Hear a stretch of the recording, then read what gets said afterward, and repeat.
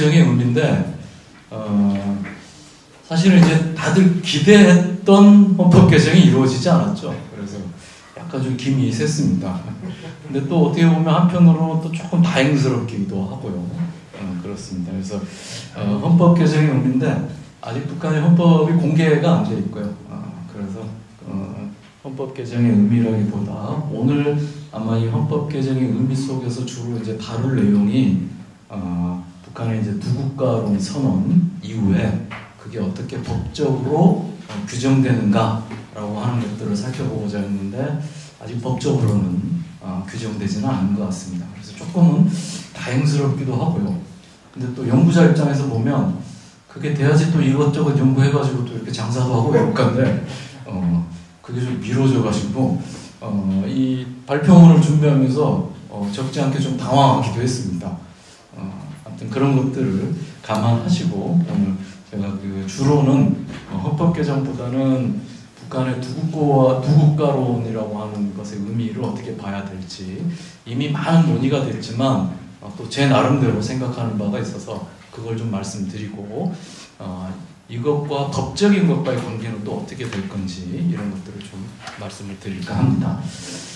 우리가 북한 사회를 살펴볼 때는 뭐 여러 가지 방법이 있습니다. 북한에 대한 내부 정보를 쭉 입수를 해서 그 내부 정보를 분석하고 그럼으로써 북한이 어떻게 움직이고 있는지 뭐 이렇게 접근하는 방법도 있고요. 근데 현실적으로 이런 방법들은 이제 저 같은 일반적인 연구자 입장에서 보면 굉장히 어려운 작업입니다. 채널을 안정적으로 구축을 할 수도 있어야 되고 또 다양한 분야에서의 정보들을 수집할 수도 있어야 되고 이러는데 제가 이렇게 부자는 아니어서 그런 채널을 움직일 수 있을 만한 그런 건 갖고 있지 못하고요. 이제 두 번째 방법은 북한 사회에서 나오고 있는 여러 가지 매체라든지 이런 것들을 이제 잘 분석하는 것이죠. 그걸 통해서 북한 사회가 어떻게 움직이고 있는지 혹은 어떤 방향으로 가려고 하는지 이런 것들을 이제 읽어내는 방법들이 있습니다. 저는 이제 당연히 북한에서 나오고 있는 여러 가지 매체들을 중심으로 해서 분석을 하고 꾸준히 읽고 있고 이런 상황입니다. 특히 최근처럼 이렇게 남북 간의 교류가 끊어지고 또 북한 스스로도 과거 김정일 시대까지 발간했던 여러 가지 그 학술지라든지 그러니까 북한 내에서의 이런 것들이 지금 발간되지 않고 있는 뭐 이런 상황입니다. 그래서 이제 노동신문이라든지 북한을 대표하는 이런 것들을 읽어내면서 북한이 어떻게 움직이고 있구나라고 하는 것들을 나름대로 분석하고 뭐 고민하고 하는 그런 상황입니다. 근데 우리가 이제 북한이라고 하는 사회, 뭐 여타의 사회주의 국가도 마찬가지겠지만 이 북한이라고 하는 사회주의 국가를 살펴볼 때는 그냥 그날 나오는 매체를 읽는다고 해서 되는 건 아닙니다. 북한 사회는 어떻게 보면 사회주의 국가이고 당이 국가를 통제하는 국가이고 이렇습니다. 그러니까 당이 전체적인 계획들을 어떻게 짜고 있는지 라고 하는 것들을 읽어낼 수 있어야 됩니다. 그리고 국가라고 하는 것은 북한 스스로도 이야기를 하고 있듯이 당의 이러한 노선과 정책들을 가장 포괄적으로 실행하는 기구입니다. 그러다 보니까 우리가 북한 사회를 읽을 때는 당에서 어떤 결정이 내려졌는지, 당에서 어떤 전반적인 큰 그림들을 결정하고 있는지 라고 하는 것들을 먼저 읽어내야 되겠죠. 그래서 이번에 두 국가론을 보면서도 이게 어느 날 아침에 북한에서 이렇게 하자라고 결정되지는 않았을 거예요. 뭔가의 북한 내에서도 고민이 있었을 것이고 이것들이 그 내부에서의 어떤 치열한 고민들도 했을 것이고 토론들도 했을 것이고 이런 과정을 통해서 소위 말해서 이제 최고 지도자의 입을 통해서 정책화돼서 결정이 돼서 나오게 되는 것이겠죠. 그래서 제8차 당대회 2021년도에 있었던 제8차 당대회를 한번 다시금 가서 8차 당대회에서 북한이 어떤 이야기를 했는지 어떤 결정들을 내렸는지 이것들을 한번 꼼꼼히 다시 읽어봐야 되겠다라고 생각을 했습니다. 이제 그 중에서 뭐 굉장히 많은 내용이 있지만 이제 제 눈길을 끈 것 중에 하나가 이겁니다. 대외 정치 활동이라고 하는데 지금까지는 어떻게 보면 북한이 2018년, 2019년도 우리가 목도를 했듯이 미국과의 협상을 통해서 한반도의 평화 구조를 만들려고 했었죠. 근데 이게 깨졌습니다. 2019년도에 하노이에서 깨졌고요. 그 이후에 이 판문점에서 이 북한과 미국의 지도자들이 만나서 소위 번개 미팅을 했지만 그 이후에도 별다른 효과가 없었습니다.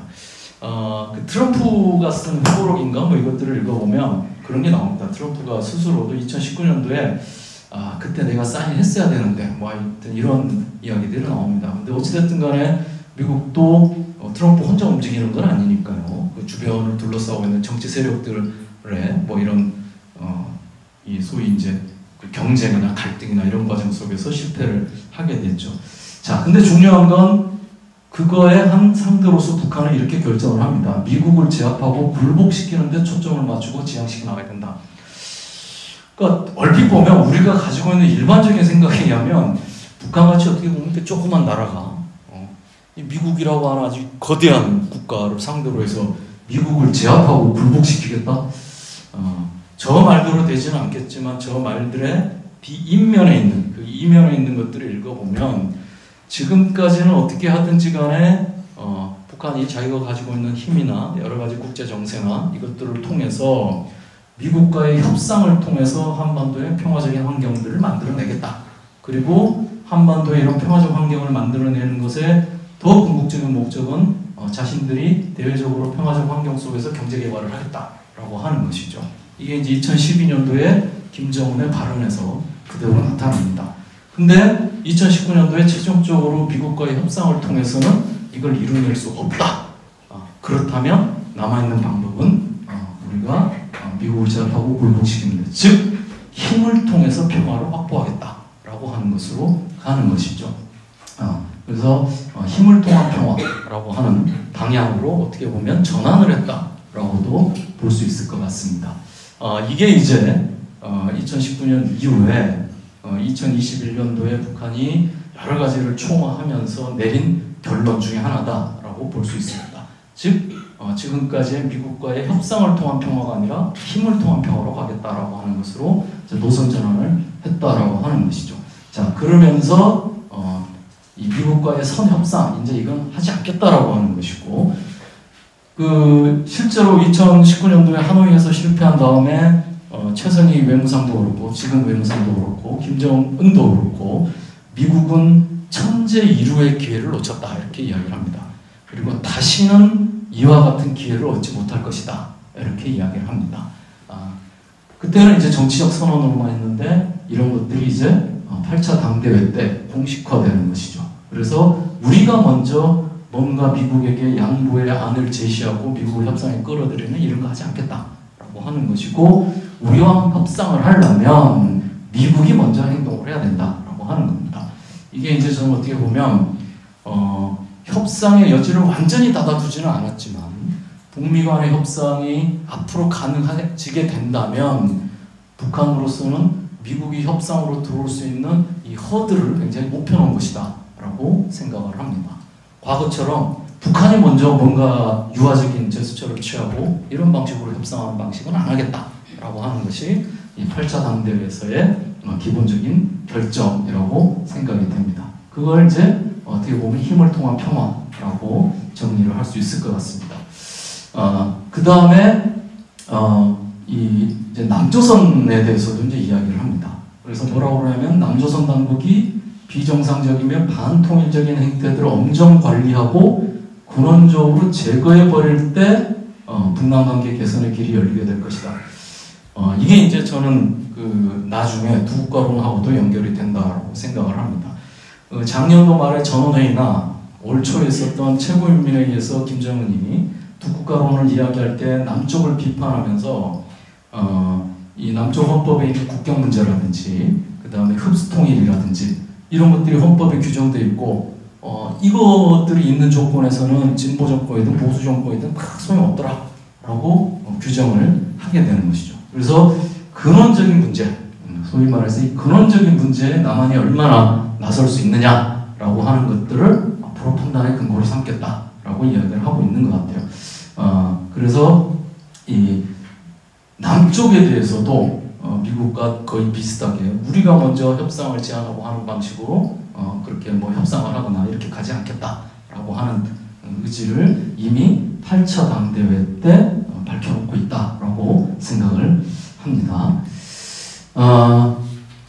그럼에도 불구하고 8차 당대회 때는 여전히 조그만 여지를 남겨놓습니다. 그러니까 남조선 남북의 태도 이런 거 잘 봐서 다시 돌아갈 수도 있는데 니들 어떡할 거야? 라고 이야기를 하고 있는 것이죠. 그러다가 이제 이렇게 갑니다. 남한의 무능 혹은 종속 여기 이제 통일뉴스니까 그 통일뉴스 예전에 제가 한참 글을 쓸 때 잘 보시면 제가 이제 문재인 정권 때 있긴 했지만 종속의 대가라고 하는 이렇게 칼럼을 쓴 적이 있습니다. 그래서 한쪽으로부터는 엄청 욕을 먹었고 한쪽으로부터는 하여튼 뭐 칭찬인지 뭔지 모르겠지만 하여튼 이걸 받았는데 북한이 근본적으로 그렇게 생각을 한 것 같아요. 문재인 정부 때 그 2018년도의 상황 얼마나 좋았어요. 그럼에도 불구하고 남쪽이 못 움직이더라는 것이죠. 그 근본 원인이 어디 있냐? 남한의 종속에 있는 것이죠. 미국으로부터의 종속된 상황. 이걸 깨지 못하는 한 남쪽에 대해서 기대할 바가 없다라고 하는 것이죠. 이게 올 초에 전원회의나 이런 데서 보면 남한의 뭐 그런 상황도 이야기하지만 더 심화돼서 뭐라고 이야기하냐면 남조선이 완전히 양키 식민지화 됐다라고 이야기를 하고 식민지로 아예 규정을 하고 우리가 식민지 국가랑 어떻게 협상하냐 이렇게까지도 아주 과격한 표현으로까지도 등장을 하게 됩니다. 결국은 남한이 남북관계나 혹은 한반도 문제를 풀어갈 수 있는 최소한의 자율성이라도 확보할 수 있는지 없는지 라고 하는 것에 대한 근본적인 질문을 던진 것이다 라고 생각을 합니다. 이게 이제 소위 말해서 그 8차 당대회 때 미국을 대한 태도나 남한을 대한 태도에서 근본적으로 던진 북한의 전략적인 어떤 판단이었다라고 생각을 합니다. 이게 이제 올해 바로 엊그저께죠. 작년도에 지난달에 있었나요? 이렇게 이야기를 합니다. 이 김정은이 직접 9월 9일 날 주된 그 간부들을 모아놓고 이런 연설을 하는데 연설에서 이 이야기를 합니다.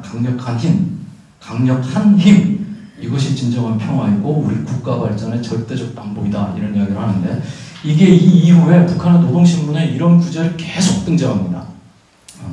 그러니까 8차 당대회 때 결정됐던 노선들이 어떻게 보면 북한으로서는 일관되게 지금 지켜지고 있고 내려오고 있다 이렇게 볼 수 있다는 것이죠.